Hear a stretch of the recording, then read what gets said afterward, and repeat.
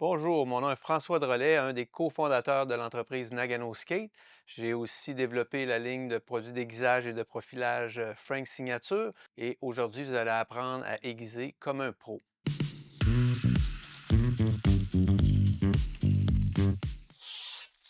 Donc, premièrement, on va parler beaucoup de morphile. Le morphile, c'est le petit rebord de lame, le petit excédent d'acier qui va ressortir de la lame et qui va en réalité créer le tranchant. On a aussi 2 edges, donc un de chaque côté. On veut que nos edges soient bien à 90 degrés.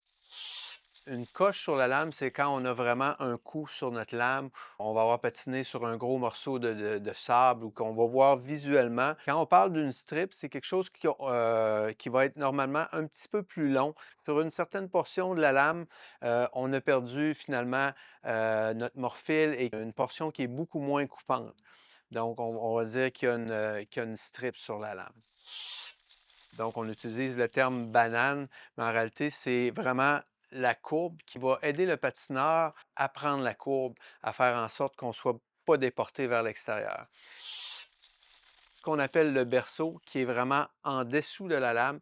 Donc ça, c'est la courbure, mais en dessous de la lame. Typiquement, ce qu'on peut dire, c'est que plus ton berceau va être plat et plus tu vas avoir une bonne glisse. Par contre, on va avoir besoin d'une certaine rondeur pour être capable de tourner. En courte piste, par exemple, on va être plus rond qu'en longue piste où le rayon sur lequel on patine est beaucoup plus allongé.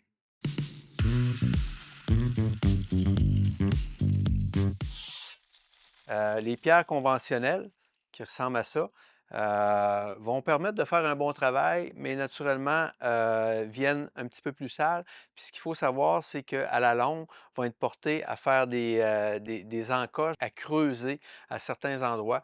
Donc, avec ces outils-là, avec des pierres conventionnelles, ça va être important de nettoyer régulièrement, donc que nos pierres soient propres et même qu'elles soient redressées, qu'elle soit corrigée occasionnellement, même assez souvent, parce que si la pierre n'est pas parfaitement droite, c'est là que vous allez créer des problèmes sur votre lame. Donc, important de les nettoyer à l'huile et de les faire corriger sur une base quand même assez régulière. On a ce qu'on dit les pierres de diamant ou les plaques de diamant qui ont été développées plus récemment, mais qui sont maintenant très populaires. L'avantage, c'est qu'on est certain qu'elles sont toujours parfaitement droites, vont donner un edge qui est très régulier, qui est très précis et de plus en plus, les patineurs de haut niveau vont vraiment utiliser les plaques de diamant. C'est très, très, très communément utilisé, même si à l'achat, sont un petit peu plus dispendieuses mais quand même font un excellent travail. Alors, au niveau des plaques d'aiguisage, il y a différents grains, un petit peu comme les papiers sablés. Normalement, commencer avec un grain qui est plus rough, qui est plus grossier, et on va aller vers un grain plus fin. Donc, sur la pierre conventionnelle, ben, on le sent au toucher, là, il y a un côté qui est plus rugueux. Donc, normalement, on va commencer avec ce côté-là, on va y revenir et on va finir avec le côté le plus fin. Au niveau des plaques d'aiguisage au diamant, on a les grains numéro 120, qui est la noire, qui est vraiment la plus rough. Après ça, on a le bleu, qui est le 400. On a le rouge, le 600. Et finalement, le grain 1200. Donc, au niveau des pierres de polissage, typiquement, va être des grains très, très fins. Si on compare, exemple, une pierre de diamant avec une pierre de polissage, ce qu'il faut savoir, c'est qu'exemple, la pierre de polissage va être encore plus fine, même si elle a un grain affiché de 500, va être plus fine même que notre grain ici de 1200. Premièrement, ça va être important qu'on ait un support qui soit solide, qui soit robuste. On en voit occasionnellement en plastique, c'est certainement pas le meilleur matériel. Donc, généralement, un aluminium et un aluminium qui est quand même assez rigide. Deuxièmement, ce qu'on va regarder, c'est le système qui vient pincer la lame en tant que tel. On a beaucoup connu ces petits jigs rouges là, qui ont été très, très populaires. Mais ce qui se passe avec les supports comme ça, c'est que le point d'attache est plat. Donc, du fait qu'on a des lames qui sont courbées, encore plus en courte piste, on va créer quand même une certaine tension. Comme on pousse deux plaques droites sur une lame qui est courbée, souvent ce qu'on va réaliser, c'est que plus on serre nos poignets et plus l'angle du patin varie. Donc, ça va être un petit peu plus difficile d'aller chercher un résultat constant, d'avoir nos lames exactement placées de la même manière à chaque fois. De là, l'évolution du jig qui nous a amené vers des systèmes pour pincer la lame qui vont minimiser les tensions qu'on va avoir sur la lame. Ici, pour Nagano, avec le jig silver ou le support argent, on va avoir des mâchoires qui vont être recourbées.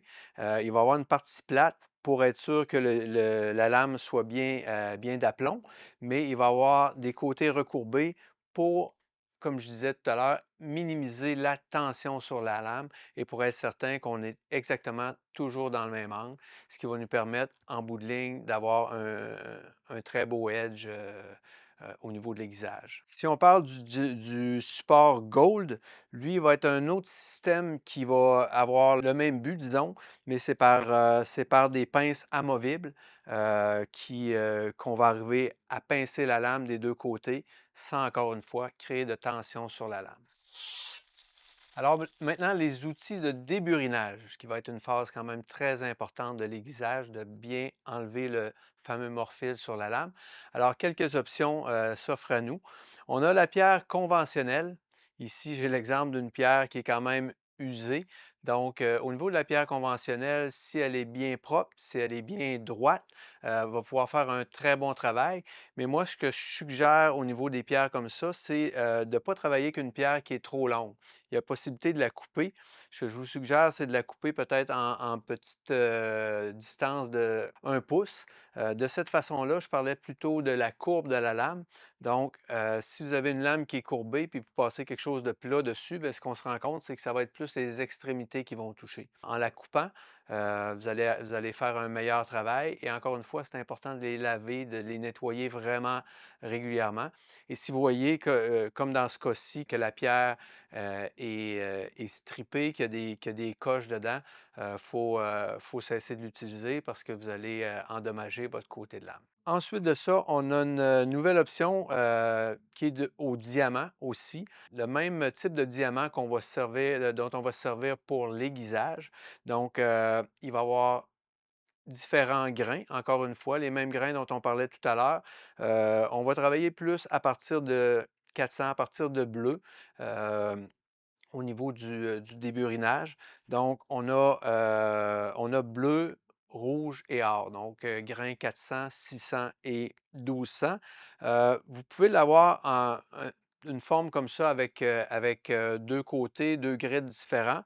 On a développé il y a quelques années le flex qui va se refermer sur la lame, va permettre d'avoir une bonne sensation, de bien sentir notre edge et naturellement de venir travailler les deux côtés de lame en même temps. Donc, c'est un outil qui est quand même très populaire, qui est facile à utiliser. Une autre option s'offre à nous, c'est les burins. Donc, les burins, je vous dirais qu'ils sont quand même très populaires auprès des patineurs élites.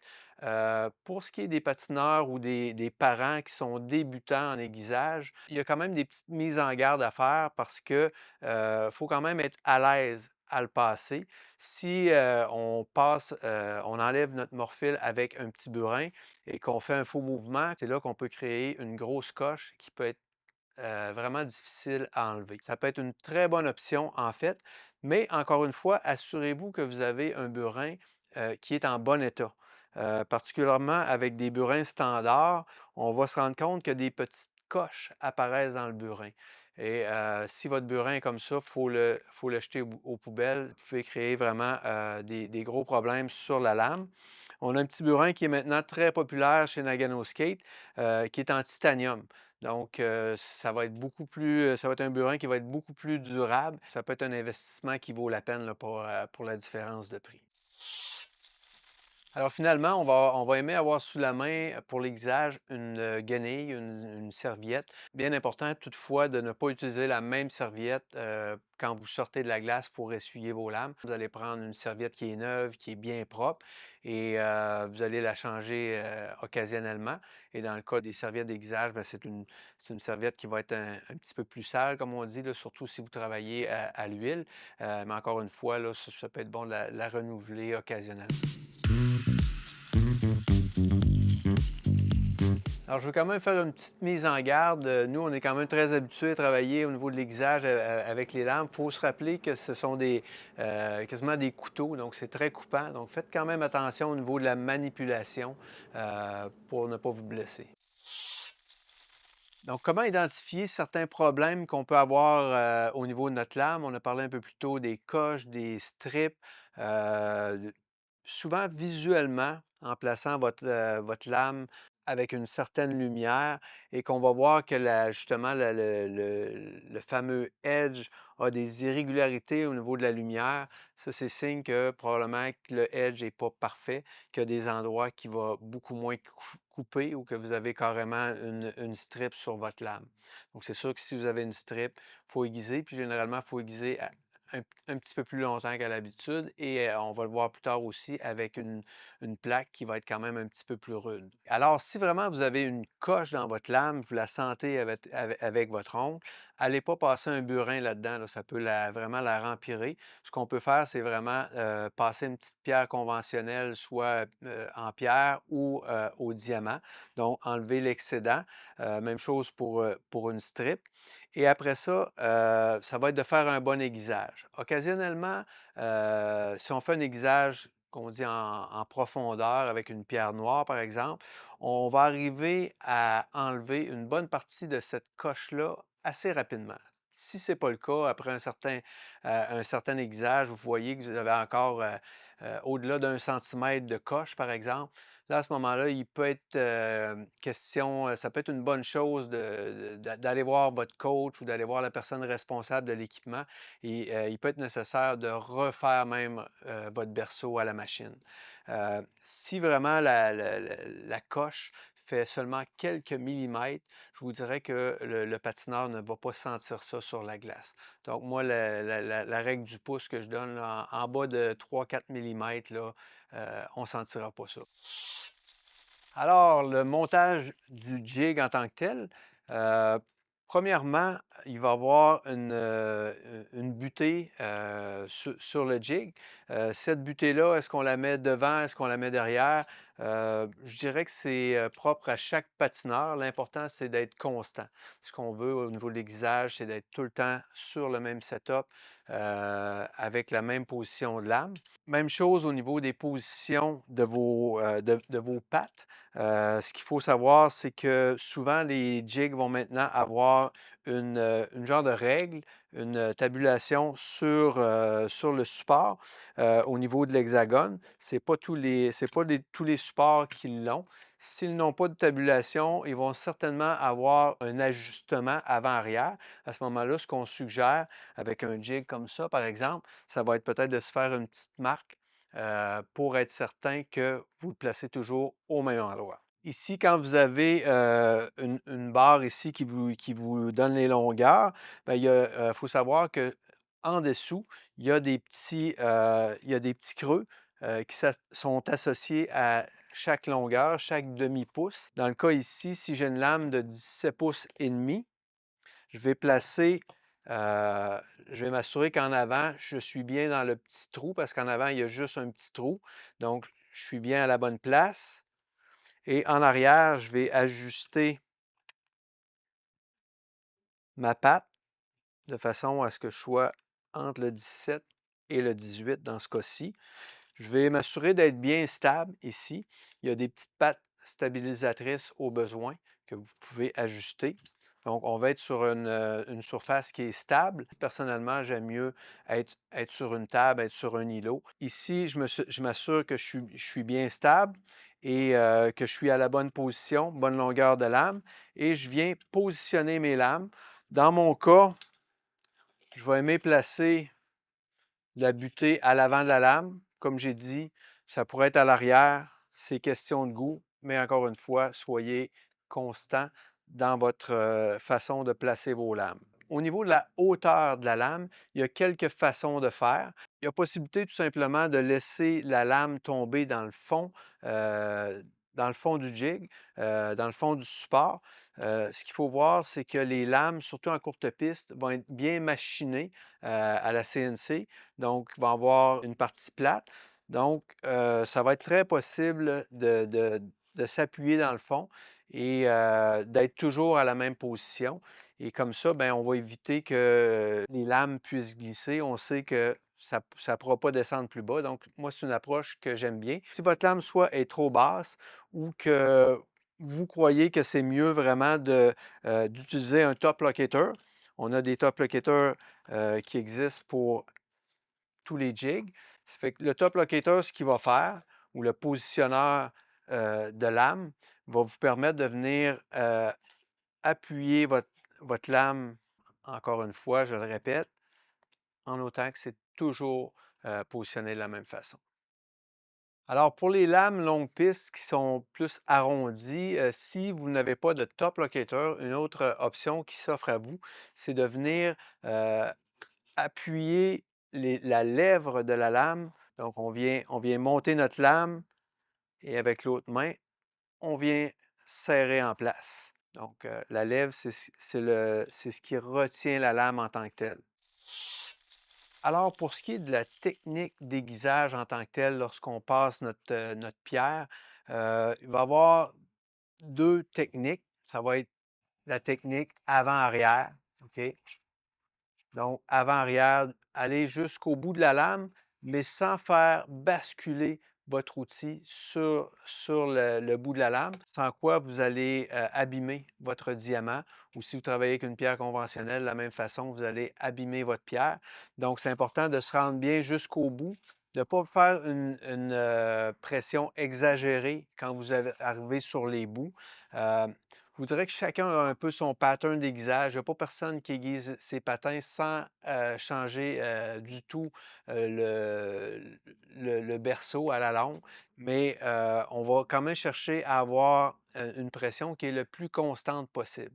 Lorsqu'on travaillait avec des grosses pierres, on disait, vous pouvez laisser la pierre aller. C'est vrai que les pierres étaient plus pesantes et quasiment seulement qu'avec le poids de la pierre, c'était quasiment assez pour amener un morphile. Avec ces petites plaques d'aiguisage-là, surtout ici, j'en mets une 2 pouces, c'est sûr qu'on n'a pas le choix d'appliquer quand même une certaine pression sur la lame. Autre chose qui va être importante, je dis de faire des mouvements avant-arrière, mais il va falloir se tasser de gauche à droite pendant l'aiguisage pour user votre diamant de façon égale. Donc, je vais faire des mouvements avant-arrière et tranquillement, avec mes mouvements avant-arrière, je vais me retrouver d'un côté et tranquillement, je vais me retrouver de l'autre côté pour, comme je dis, user le diamant de façon égale. Au niveau des techniques en diagonale, comme je dis, les entraîneurs ne sont pas très friands de ça. C'est sûr que si vous avez à tout le moins une plaque au diamant, vous savez au moins qu'elle est droite et vous ne créerez pas un très gros dommage sur la lame, en autant encore une fois que votre pression soit bien constante. Moi, je vais utiliser la technique en diagonale quand je vois que mon morphile il tarde à venir. Donc, pour accélérer un petit peu, je vais y aller avec des mouvements en diagonale, exemple 5 de chaque côté, mais encore une fois, je fais vraiment attention d'avoir une pression constante. Alors, généralement, pour le nombre de coups à passer à chaque phase de l'aiguisage, on va y aller entre 20 et 30 coups, dépendamment de sa propre petite routine, et avant de essuyer les lames et vraiment de venir vérifier votre morphile. Alors, si on parle polissage, il y a différentes écoles de pensée. Certains vont aimer aller plus loin au niveau du polissage, d'autres moins. Je Je vous dirais que généralement, en courte piste, on va arrêter au diamant, on va s'en tenir à ça. Au niveau du longue piste, on va être porté à polir un petit peu plus. Nous, ce qu'on recommande, c'est les pierres Shapton au niveau du polissage, c'est des pierres à l'eau. Donc, c'est important d'utiliser de l'eau et encore une fois, de les nettoyer ou de les faire nettoyer par quelqu'un qui a l'équipement de façon assez régulière. Et ce qu'il faut comprendre au niveau du polissage, c'est qu'on ne peut pas sauter d'étape. C'est que si vous allez au polissage Shapton, on va passer de notre plaque gold, qui est en fait une 1200, mais quand on va passer aux pierres de polissage, on va revenir un petit peu en arrière. On va passer la 500, qui est quand même un petit peu plus poreuse, mais qui va quand même polir plus qu'une pierre au diamant de grain 1200. Donc, on va commencer 500. Certains vont y aller après ça avec une 1000 et selon les préférences, il y en a qui vont même aller vers 1500 ou 2000. Mais typiquement, plus on va polir, plus on va être sur un grain fin et plus on va augmenter le nombre d'allers-retours sur la lame. Au niveau du déburinage, c'est une étape extrêmement importante au niveau de l'aiguisage et c'est pas à faire seulement à la fin de l'aiguisage, quand on va avoir fait tous nos grains d'aiguisage, mais bien entre les étapes d'aiguisage. Donc, si par exemple, je commence avec une plaque qui est bleue, c'est que je vais faire ma bleue jusqu'à ce que j'aie du morphile. Après ça, je vais adoucir avec ma rouge. Donc, je vais prendre le temps vraiment de bien enlever mon morphile, que j'enlève ou non mes patins sur mon jig. Important de bien enlever mon morphile partout. Après ça, je vais venir réaiguiser, rechercher un petit morphile avec ma rouge et ma or et je vais polir ou non. Mais à la fin, on vient enlever le morphile sur toute la lame. Il ne faut plus qu'il en reste du tout. J'aime bien prendre le temps d'enlever les lames du jig et de me placer, d'être bien stable, de bien tenir ma lame et de venir enlever mon morphile. Si je travaille avec un burin, moi personnellement, je vais aimer prendre une petite guenille en dessous de la lame pour être en mesure de bien pincer ma lame au bon endroit, juste au-dessus du edge, puis pour pas me blesser le doigt en dessous. On a les petits flex ici qui sont bien pour cette raison-là, c'est que ça nous permet de venir pincer la lame sur les edges, donc d'enlever notre morphile sur les deux côtés de façon rapide et efficace et facile. Alors, après avoir enlevé votre morphile, on vient vérifier comme ça avec nos ongles, s'assurer qu'il ne reste plus de morphile du tout. Très important de s'assurer qu'il n'y a plus de morphile.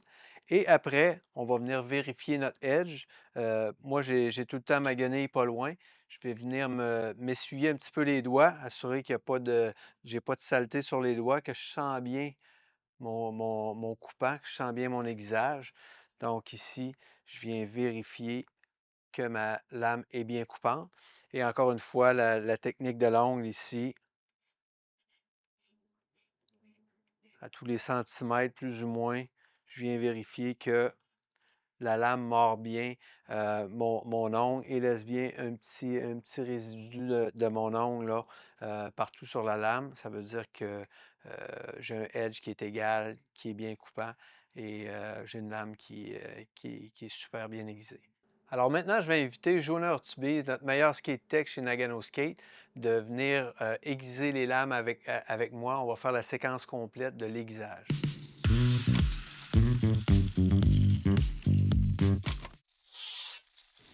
Alors maintenant, on va passer à l'aiguisage en tant que tel. Ici maintenant, Jonah est en train de vérifier l'état de sa lame pour déterminer avec quel grain d'aiguisage il va commencer. On sait aussi par le nombre de pratiques qu'on a faites, ça peut nous donner une indication à savoir avec quoi on va commencer, si on commence avec la bleue, la rouge ou même la noire. Dans ce cas-ci, on va commencer avec quelle pierre? La bleue. La bleue. S'il y avait eu des coches très profondes, on aurait pu commencer avec la noire. Ou si ça avait été vraiment juste un petit aiguisage pour rafraîchir la lame, on aurait pu peut-être commencer avec la rouge. Donc on voit qu'il fait des coups de avant-arrière en ligne droite. en se déplaçant tranquillement de gauche à droite sur la portion de sa plaque d'aiguisage pour bien sûr user le diamant de façon égale. Fait quelques coups, on vient vérifier si on a du morphile partout sur la lame. Il en manque un peu ici. Il en manque un peu, alors on va continuer jusqu'à temps qu'on sente bien avec nos ongles le morphile partout sur la lame. On voit que sa pression est constante. Donc maintenant qu'on a été chercher notre morphile partout avec la bleue, on va venir adoucir avec la rouge. Faire une vingtaine d'allers-retours. Et essuyer nos lames à chaque fois. Alors, comme la lame est basse, on n'a pas beaucoup d'espace sur le jig.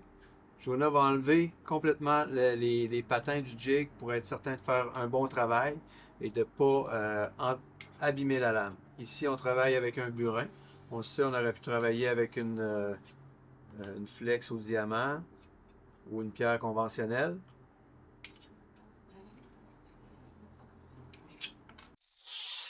Maintenant qu'on a bien enlevé le morphile sur nos deux lames, on va passer à la deuxième partie de notre aiguisage qui va consister à aller chercher un morphile mais avec la pierre rouge. Votre dernier morphile devrait toujours être avec la pierre rouge parce qu'avec une bleue ou une noire, donc ça va être plus un morphile qui va être vulnérable à se briser.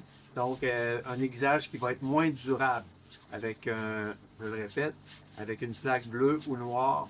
Il faut vraiment prendre le temps d'enlever le morphile et d'aller chercher notre dernier edge avec une rouge. Notre dernier rebord, notre dernier morphile, je devrais dire, avec la rouge. Encore une fois, on va s'assurer qu'on ressent le morphile partout sur la lame, partout sur les deux lames. Maintenant qu'il y a du morphile partout qui a été créé avec sa plaque rouge, il va, je l'appelle, polir, adoucir avec la hors. Typiquement, quand on va vers des grains plus doux, on va aiguiser plus longtemps. Donc, on peut doubler le nombre de coups, passant de la bleue à la rouge et maintenant de la rouge à la or, on va encore doubler. Donc, si on a fait 20 coups avec la bleue, on va en faire 40 avec la rouge et on va finir pour polir, pour bien polir notre lame. On va y aller jusqu'à 80 coups avec la pierre or. Je prends le temps de vérifier la surface de ma lame aussi. Et je continue en coup de vent. Donc ici, on a terminé le polissage avec la pierre or, avec la plaque or. En fait, pour majorité des patineurs, entre autres quasiment tous les patineurs courte piste, on va finir avec la or. Certains patineurs qui vont préférer polir, aller un petit peu plus miroir au niveau du fini, particulièrement en longue piste. Donc à ce moment-là, on peut utiliser les Shapton et les outils spécifiquement dédiés au polissage, mais la plaque or va faire quand même un très bon travail. Maintenant, on va prendre le temps d'enlever la lame pour bien enlever notre morphile. Comme je l'ai dit, c'est très important qu'on l'étape d'enlever le morphile partout sur la lame. On veut qu'il ne reste absolument aucun morphile, particulièrement à la dernière phase de l'aiguisage. Je dis souvent que si on a du morphile sur notre lame, c'est comme de conduire une auto à l'hiver dans la grosse neige en pneus d'été. Ça n'ira pas très bien. Si le morphile ne s'enlève pas bien, il peut y avoir des causes reliées à ça. On n'en parlera pas aujourd'hui, mais normalement, ça devrait prendre quelques coups des outils qu'on voit devant nous pour bien enlever notre morphile. Je commence toujours avec la rouge, puis je finis avec la or. Un peu comme l'aiguisage, on a un certain système, on suit de déburinage. On commence avec la rouge, puis on veut bien polir les côtés de la lame aussi, pour avoir un bon edge 90 degrés. Et vous êtes certain, si vous avez été chercher un beau petit edge avec votre rouge, que vous l'avez bien poli et que vous avez enlevé complètement le morphile, que vos lames vont être coupantes et que l'aiguisage va être durable. Donc, merci de nous avoir écoutés. Tous les équipements qu'on a utilisés sont en lien dans la description et je vous invite à par vous-même tester les techniques, tester les équipements. Et si vous avez des questions, écrivez-les dans les commentaires. Ça va nous faire plaisir de vous répondre très rapidement.